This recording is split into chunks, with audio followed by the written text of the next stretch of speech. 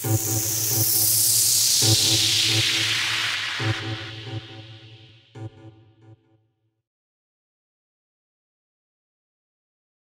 remember David, and David had multiple wives. He takes Bathsheba, right? He rapes her. David sins, but who pays for the sin? The child that dies. David is forgiven for his sin, but his punishment is that the child from him and Bathsheba dies. And then he marries her, and then they have a second child, which is Solomon. Rape culture. Wrong again. David does not rape Bathsheba. He basically sees her and he wants to be with her. So what he does is that he sends off her husband on the front lines of war. And her husband is not really that much of a skilled fighter. So he puts him where the battle is going to be the heaviest. He puts him on the front lines. That's just like putting a guy who just joined the military into like special ops or something like that. David knew that he was going to die. So when Bathsheba's husband died, he turns around and takes Bathsheba as his wife because he saw her and she was beautiful and he wanted to be with her. So he did that detestable thing in the sight of the Lord. So the Lord punished him and Bathsheba because she was a willing participant. He punished both of them by having the first child die. And this is what God chose to do. This is how he chose to punish them. But at the same time, it just goes back.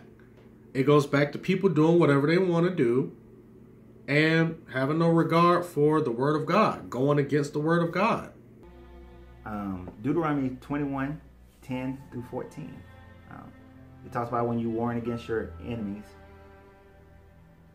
Okay, so when you go out to war against your enemies, and the Lord, capitals, all capitals, your God delivers them into your hands so that you take captives. If you see a comely woman among the captives and become enamored with her, that you wish to have her as your wife, so you capture her and you say, dang, she's kind of cute.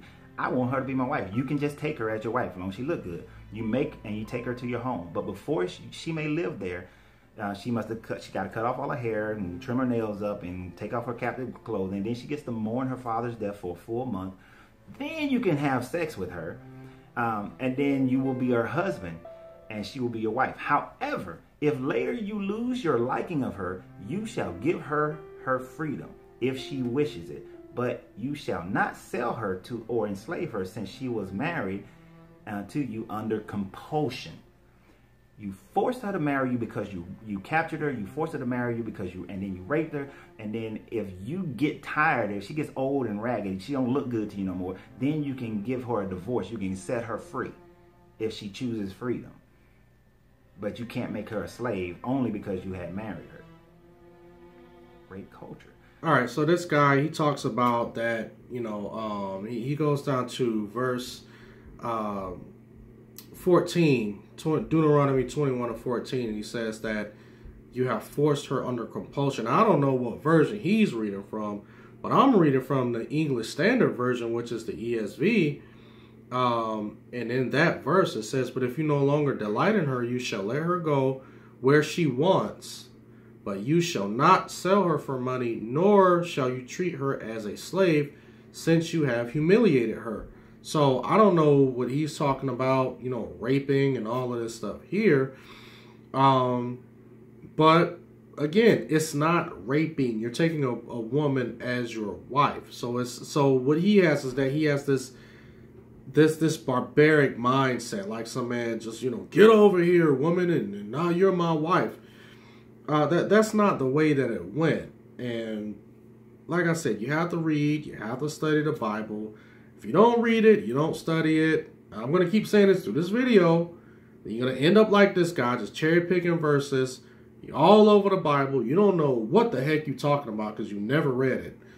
So you're going to try to make it seem like every verse that you pick out is extra bad based on your understanding of what of how we understand things today, how we understand our culture today. So you're trying to compare our culture to ancient culture, and you're trying to make it seem like that the ancient culture that was in the Bible was just so barbaric and people walking around in just animal skins with clubs and just clubbing women and just, making them their wives. But like I said, read the Bible for yourself.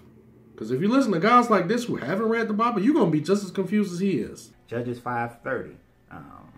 They must be dividing this. They must be dividing the spoils of war. There must be a damsel or two for each man, spoils of dye cloth and sierra spoils, and an ornate shawl, and two for me to end the spoils. So hey, there must be a woman if they're arguing. Back to the scriptures and read that verse in context. All right, so let's go ahead and read Judges 5:30. Okay, now, of course, this guy's taking this verse way out of context. Okay, let's read it. What it says. It says, have they not found and divided the spoil, a womb or two for every man, spoil of dyed materials, Sisera, spoil of dyed materials, embroidered, 2 pieces of dyed work, embroidered for the neck as spoil. Now, he's talking about sex slaves and men raping women. This has nothing to do with that. And you can actually see in what format that is written. It looks like a song or a poem.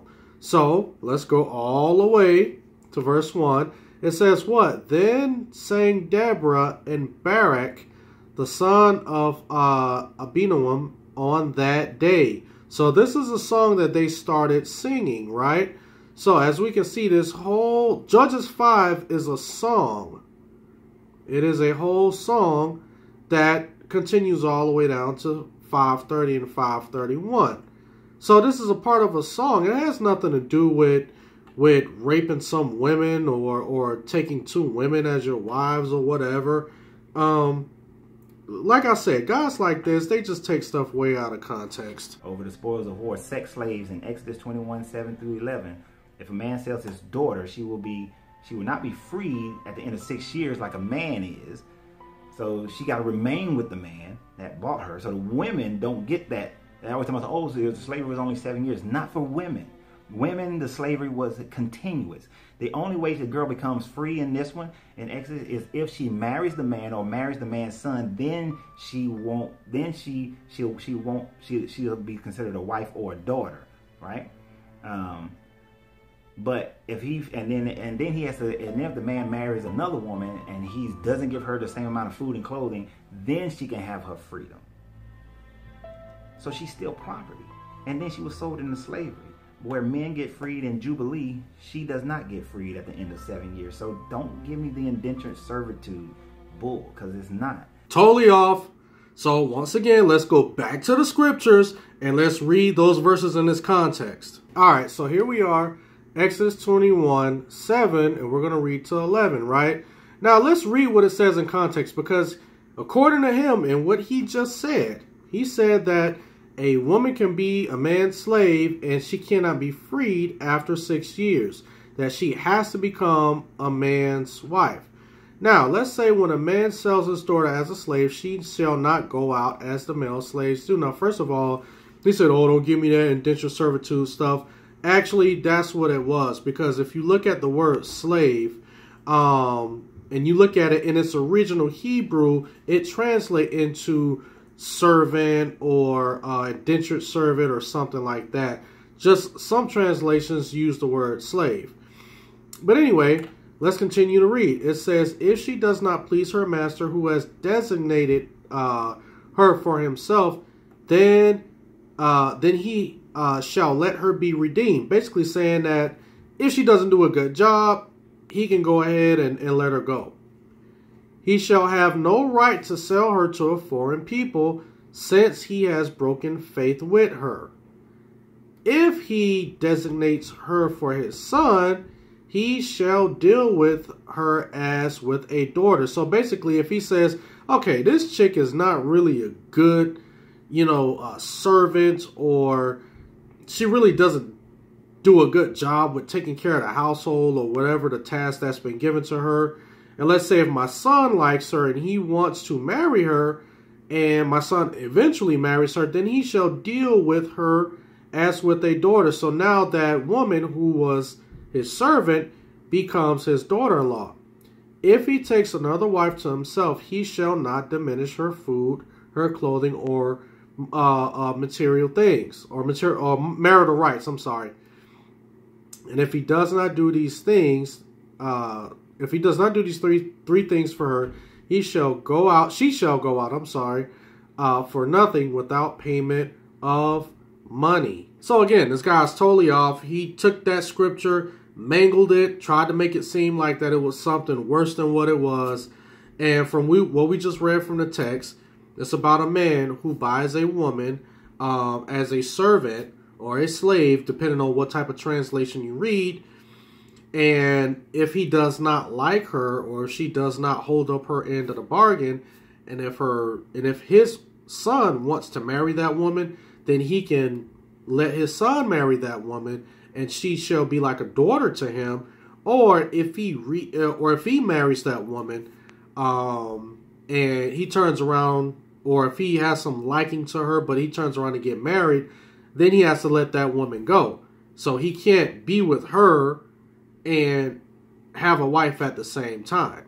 So if he was to go ahead and he was to get married, so let's say if he was just a single guy and he didn't have a wife and he just had this woman who was just basically serving, helping him out, he turns around, he gets married, then he has to turn around and let this woman go. So she doesn't continue to be his servant. And I guess because of the conflict of interest, you got a wife over on one side, but then you got this female servant.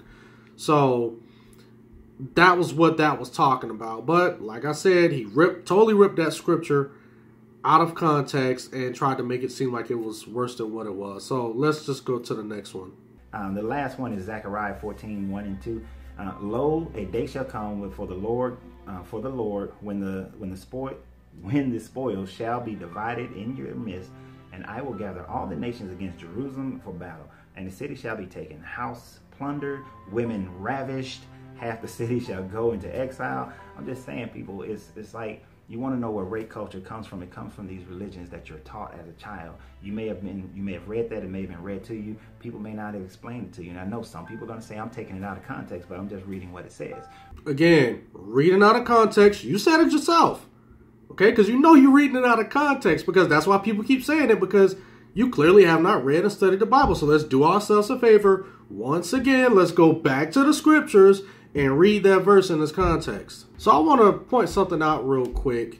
Now we've heard this guy's argument before, basically talking about how the Bible, all these previous verses that he read, talking about women being raped and all of this stuff. And it's funny how I don't see the word raped being used except for in Zechariah 14:1 and Zechariah 14:2. So let's go ahead and read exactly what he was talking about. Behold, the day is coming for the Lord when the spoil taken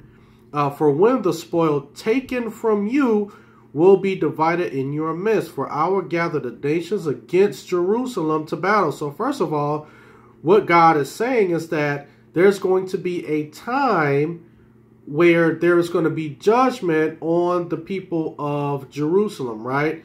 And the city shall be taken, and the houses plundered, and the women raped. Okay, so we see that there is rape right here, right? We did not see that in any of those other verses that this guy talked about, except for this one.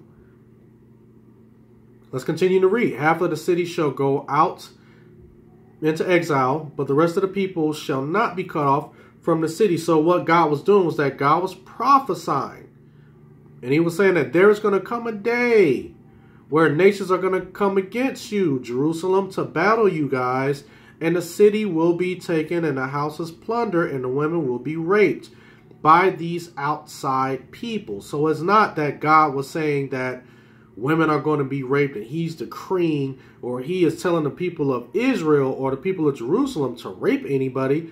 He was saying that because you guys have not followed my statutes and my commandments, these are the things that are going to happen to you. People are going to say that, well, we're in a time of dispensation, this and that, and time of grace and all that in New Testament. Speaking of the New Testament, I believe that the woman who was brought out because she had committed adultery and they were going to stone her to death, I always had this question: where's the guy? Where's the dude at? Why are they just stoning the woman? If adultery was committed, if a man's property was violated by another man, where's the man? Because evidently in the Old Testament, the man should have been there as well to be stoned. Well, first of all, we don't know what happened to the guy. And I mean, it wasn't important of, to the story of why the man was not present at the time. I mean, you don't know if they caught the woman and the guy may have gotten away and they just caught the woman in the act at that time. But that was not the moral of the story. The focus on that story was Jesus basically saying that, he who was without sin cast the first stone. And that was what the focal point of that story, and showing how God is merciful. So even if someone is caught in an act, an egregious act like, committing adultery or something like that, of how forgiving God is, and that no one is sin-free or sinless. And the moral of that story was basically saying that, okay, if you want to try to stone this woman for being caught in this act, well, how many sins have you guys committed to where you need to be stoned as well? But what did Jesus say to the woman? He says, go and sin no more. So, talking about where the guy was and all of that, that has nothing to do with that. It was irrelevant. But he's not there. It's only the woman. So don't give me the New Testament portion of it. It doesn't matter. If you say that this is the unerred word of God, then the whole thing is your unerred word. But as far as her video about rape culture, and that's just a little bit. There's more. There's a lot more. But as far as rape culture, it's been ingrained in people because Christianity, Judaism, and Islam ingrains it in you from the first books of your book. So if you want to change rape culture, I'm not trying to take away your God. I'm not trying to take away your relationship with your creator, because the all cannot be this book. The all cannot be where it changes its mind. It says that, okay, well, in this time frame it was good, but in this time frame we switches over. Because if the all can change its mind by either another outside force, then the all is not, then the God is not God. If another energy can change it. If God changed his mind, then God cannot be God, because then by changing its mind means that it was imperfect from the beginning and then had to come into perfection. It had a becoming of. So God can't be coming of something. It must always be constant and consistent forever and must be infinite. So God cannot have a plan that does not work and then just flip-flop the plan as he goes like a human would. Like a human would just keep changing. A human would keep adapting and changing the plan. So that cannot be of God. If anything's like that, it is not of the all. Correct. And if you read the Bible yourself, then you would know that in the Bible, it clearly states that God does not have a mind of man to where his mind is like a man to where it flip-flops. So you already know yourself. So the mind of God does not change like man. And actually, that's cleared up in the Bible several times. But if you read the Bible, you would know that. But of course, you haven't read the Bible and you don't know that. Now, he talks about rape culture comes from the Bible. No, rape culture comes from sin. And it comes from unrepentant sinners. And it comes from guys like him who do not believe that there is, a God who governs and who punishes sin. He believes in this esoteric, Eastern mysticism, junk. And what he does is that people like him, what they do is that they pull from different religions and they try to fuse it all into their own beliefs and they make up their own system. But what happens when you do that is that now you kind of push the all creator to the side and you make up your own rules and your own laws. So how do you know that rape culture is wrong? Where's your blueprint that rape culture is wrong if you've pushed the all creator, the God of the Bible, aside? So I'm not trying to take away, but I'm trying to give you deeper and better insight into the all and be able to take this book through alchemy and let the impurities run off. So I hope this has been helpful to some. I know that this is a very difficult conversation for people to have, but I want you to be able to free yourself so that you can be yourself, because your greatness is non-negotiable. And that's the end of this guy's video. I know that this was probably pretty a grueling process to listen to all of this rhetoric that this guy was spewing. about rape culture and all of this stuff here. The Bible, first of all, the Bible is the only book that actually speaks against rape culture, and it's not something that condones the rape of anyone, as we read even in the book of Exodus, that any man that is found with a woman and he is raping her, then he is to be put to death. I mean, the Bible is pretty clear on that. But see, that's a verse that he wouldn't read. And he's not going to read it because he's one of these people that he's trying to make people turn away from the Bible. And I think I've watched a couple of his videos where he talks about how he was a Christian and then he started reading the Bible, then he turned away, and all of this hoopla. But like I said at the beginning of the video, this guy, he's one of these guys that he hangs out with ex-pastor Kevin Wesley, and every Sunday they get on, they do this vlog or this live stream, and they talk about how much they hate the Bible for 3, almost 4 hours every Sunday, and they talk about this every Sunday. So I'm just like, if the Bible is so bad, then why are you continuing to talk about something that's just so bad? Why not talk about the stuff that you promote? Talk about the things that you know for a fact, which is true. Instead of talking about how the Bible promotes rape culture, then give us a solution. What is the solution to rape culture? What is the solution? He doesn't know. Just like a lot of these guys, they don't know. They're just talking. And guys like this, I always like to use this analogy. They're like this disgruntled ex-girlfriend, you know, and it's like, if you're a guy, or even if you're a woman, and if you've ever been in a relationship with someone and you guys separate, you know, let's say if they break it off with you or whatever, and they expect that when they leave you, that you're supposed to just fall apart, you're supposed to just break apart and just really miss them so much. But the actual opposite happens. You know, you go out and, you know, your life becomes better. Things are more vibrant. And they turn around and their life starts to spiral downward.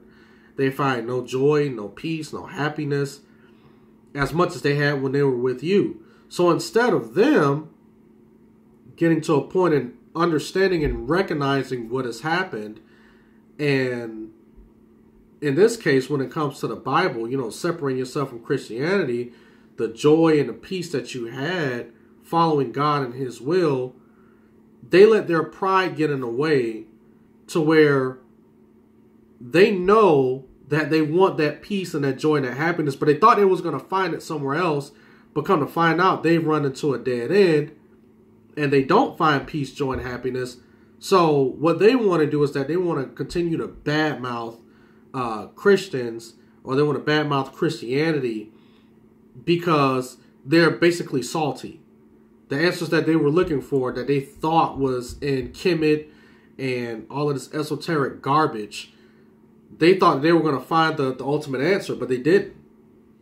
And the Bible was the only thing that was able to provide those answers. Now, you may not have liked the answers that you've gotten from Christianity, but nevertheless, these answers are absolute. Okay, and what's the answer? God is all powerful, all knowing, all present, and He knows everything. But guys like this, and like I said in my last video, in one of my other videos, that this is an authority issue. It's not that these guys have found something that trumps the Bible or anything like that. What it is that guys like this, they don't want to be under the authority of an all-powerful God, because they want to believe that everything that they do is okay and is good and they can make decisions for themselves. And that's where he is. He wants to be in control of his own destiny. But he knows deep down that he's not. He knows that one day he's going to die. And he knows one day he's going to be judged.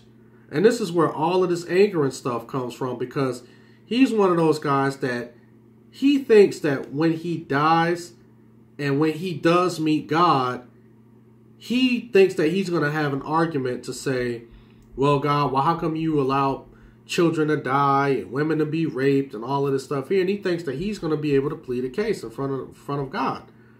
But when you die, it's already too late. Judgment happens and you get sent to where you need to be, whether it's in hell, separate from God, or whether it's in heaven with God. So there's only one or two places where you're going. You're not going to be able to argue yourself, into heaven with God. There's no purgatory. There's no place where you just need to stay in limbo, or you need to be reincarnated back to earth until you're able to get it right. None of that stuff is going to happen. But guys like this, he believes that he's going to be able to plead his case to God. And guys like this, we really have to pray for, because they're so lost. They have no understanding of how the world works. And they have no understanding of sin.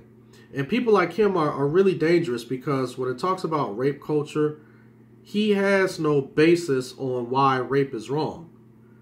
Like people like us who are Christians, we know why rape is wrong. Because when you rape someone, what you're doing is that you're devaluing that person. And according to the Bible, God has created all of us with value. So therefore, I don't have no more value than anyone else.